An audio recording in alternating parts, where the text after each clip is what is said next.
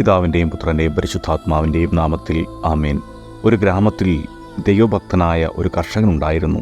അദ്ദേഹം ദരിദ്രനായിരുന്നു. കൃഷി ചെയ്യുവാനുള്ള ആരോഗ്യം ഒന്നും ഉണ്ടായിരുന്നില്ല.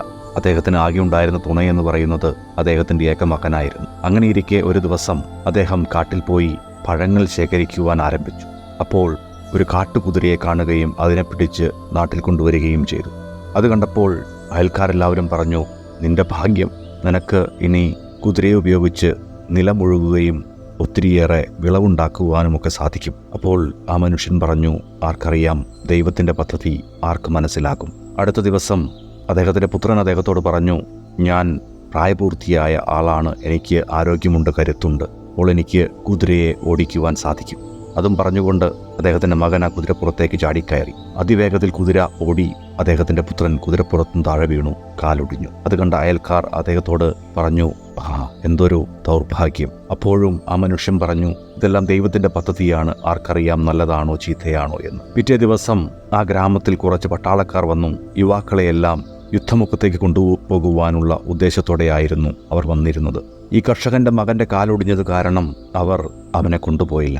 ആ പട്ടാളക്കാർ തിരികെ പോയതിനു ശേഷം ആ പിതാവും ആ മകനും കെട്ടിപ്പിടിച്ച് കരഞ്ഞു, ദൈവത്തിന് നന്ദി പറഞ്ഞു. പ്രിയമുള്ള സഹോദരങ്ങളെ, നമ്മുടെ ജീവിതത്തിൽ ഉണ്ടാകുന്ന ചെറിയ ചെറിയ വേദനകളും കഷ്ടപ്പാടുകളുമൊക്കെ ദൈവം പലപ്പോഴും ഭാവിയിൽ നന്മയാക്കി മാറ്റാറുണ്ട്. അതുകൊണ്ട് നമ്മുടെ വേദനകളിൽ ദൈവത്തെ കുറ്റപ്പെടുത്താതെ, ദൈവത്തെ പഴി പറയാതെ മുന്നോട്ട് പോകുവാൻ നമുക്ക് പരിശ്രമിക്കാം. നമുക്ക് പ്രാർത്ഥിക്കാം, ദൈവമേ, ഞങ്ങളുടെ ജീവിതത്തിലുണ്ടാകുന്ന നന്മയും അതുപോലെ തന്നെ കഷ്ടപ്പാടുകളും വേദനകളുമൊക്കെ തിരിച്ചറിഞ്ഞുകൊണ്ട് അതിലെല്ലാം അങ്ങയുടെ ഒരു പദ്ധതിയുണ്ട് എന്ന് തിരിച്ചറിയുവാൻ ഞങ്ങളെ ഓരോരുത്തരെയും ശക്തരാക്കണമേ. ഞങ്ങളുടെ ജീവിതത്തിൽ ഉണ്ടാകുന്ന ചെറിയ ചെറിയ വേദനകളിൽ നിന്ന് ദൈവാനുഗ്രഹത്തിലേക്കുള്ള ഒരു പാത വെട്ടിത്തെളിക്കുവാൻ ഞങ്ങൾക്ക് അങ്ങ് അനുഗ്രഹം നൽകണമേ. പിതാവിൻ്റെയും പുത്രൻ്റെയും പരിശുദ്ധാത്മാവിൻ്റെയും നാമത്തിൽ ആമേൻ.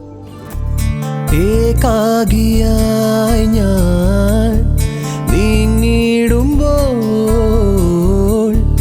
തുണയേകിടേണേ എൻ്റെ നാഥാ.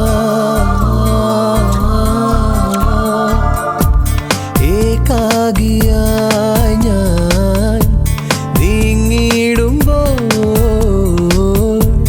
തുണയേകിടേണേ എൻ്റെ നാഥാ. സ്തുതിച്ചിടുന്നു നിന്നെ, പുകഴ്ത്തിയിടുന്നു, സ്തുതിച്ചിടുന്നു നിന്നെ, പുകഴ്ത്തിയിടുന്നു. ഇസ്രായേലിൻ രക്ഷകൻ കൂടെയുണ്ട്, എന്റെ ചാരയുണ്ട്, ഞാൻ ഭയപ്പെടില്ല. ഇസ്രായേലിൻ രക്ഷകൻ കൂടെയുണ്ട്, എന്റെ ചാരയുണ്ട്, ഞാൻ ഭയപ്പെടില്ല. നാഥാ കനിയേണമേ, എന്റെ പാപങ്ങൾ പൊറുക്കേണമേ, ദിവ്യദാനങ്ങൾ പകരണമേ, എന്നെ നീ വഴി നയിക്കേ